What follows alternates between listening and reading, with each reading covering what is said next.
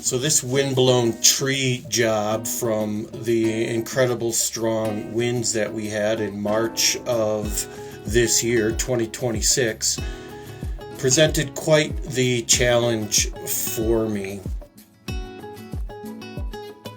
I first wanted to start with the 25 feet or so that was hanging off the end, so the top of the tree.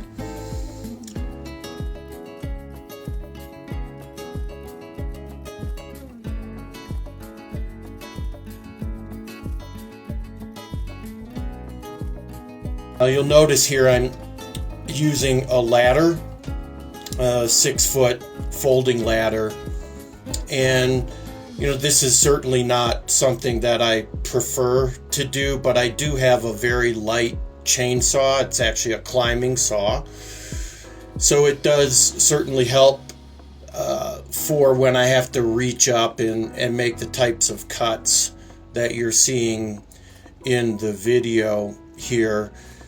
But I certainly don't advise to be doing this regularly, and I certainly don't like to be doing it. I did have somebody on hand watching just to make sure that I was okay. You'll now notice on the right-hand side of the video that I'm starting to climb up the trunk. And again, at this point, it's really about just removing as many limbs as possible. There was also quite a bit of debris that was on top of the shed that was either stuck between the trunk of the tree and the shed, or just broken branches that had broken in the process of the tree falling on top of the shed. Some of these larger branches, I'm not cutting them all the way down to the base of the trunk.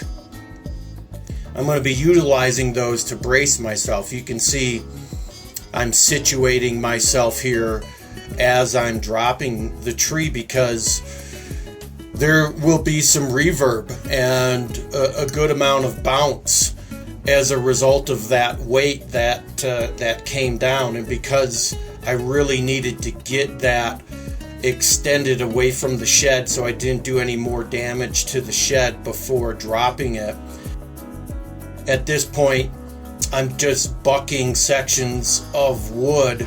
And you'll even notice here I grab some of the fallen branches to help to kind of protect the shed, so as these roll off they don't do again any more damage to the shed. From this angle you can see again I'm just continuing to buck these remaining sections. I'm effectively trying to get as much of the weight off of the shed.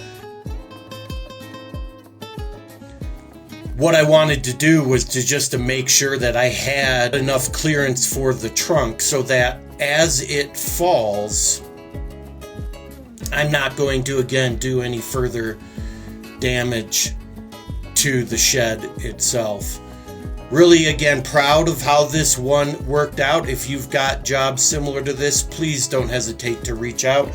I'd love to be able to come by and give you a quote. Thank you so much.